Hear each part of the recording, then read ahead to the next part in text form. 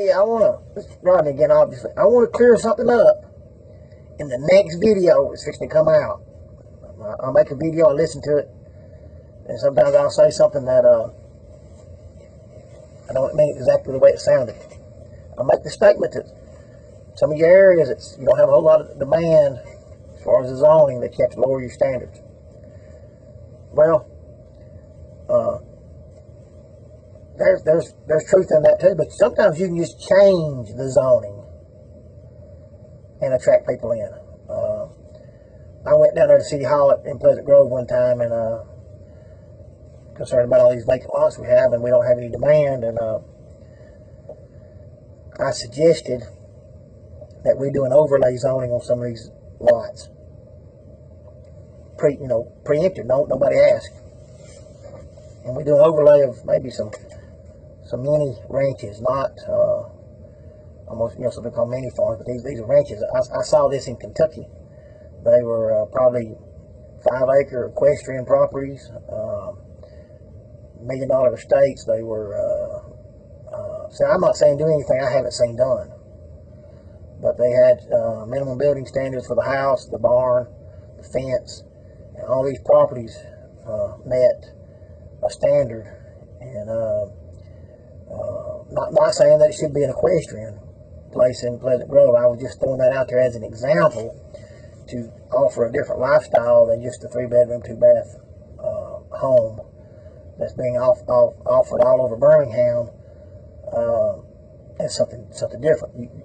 Maybe an RV resort in some location, but we've got to offer something a little bit different than they can get, say, in Vestavia or Mountain Brook, where all the shopping's at.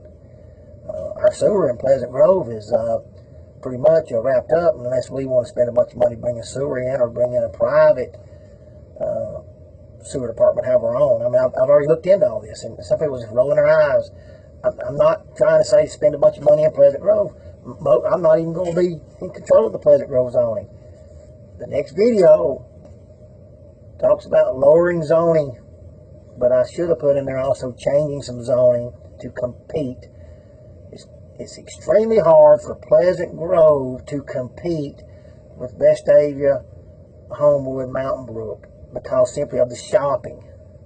But if Pleasant Grove, and even Addisville, I live in Pleasant Grove, could just change up some zoning to allow a high standard of lifestyle, but a different land use on some of these lots, and just go ahead and put it in.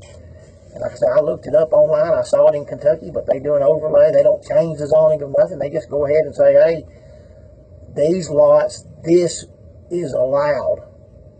And your homeowners have to be okay with it. Still goes before hearing, still does all this, but you automatically, and you put that out in the news, and you get that out to realtors, and they say, hey, in Pleasant Grove, if you got the money and you can build this kind of property, this lifestyle can be afforded within 20 minutes of downtown Birmingham. You don't have to go all the way out to 280.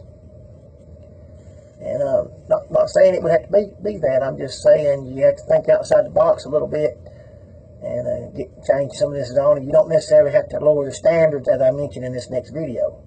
You change the standards, but you change it in a direction that stimulates a buyer to say, I want that lifestyle. You got to look at your own city, your own properties, and see where you can compete the best. And you always want to compete, whether in this or in business, from a position of strength. And our position of strength right now in Pleasant Grove, I said I wasn't talking about Pleasant Grove, but it's turned into that. We have a lot of vacant lots, developed lots, 2-minute response time, 2-minute fire. Who would like to have that? But also with a little bit of a rural lifestyle, the high standards. I think there'd be a lot of demand for these type of properties, and that, of course, that's a little out there. You'll have to go with me. Like I say, this is following up or prior to the next video, but you can't get this lifestyle I'm talking about with $750,000 to $1 million properties on like 5 acres without going way out, way down 280. And it would take up a lot of this property that's vacant. 5 acres would be 10 lots. You mean, one piece of property would consume 10 lots. But there's a lot of benefits in that too.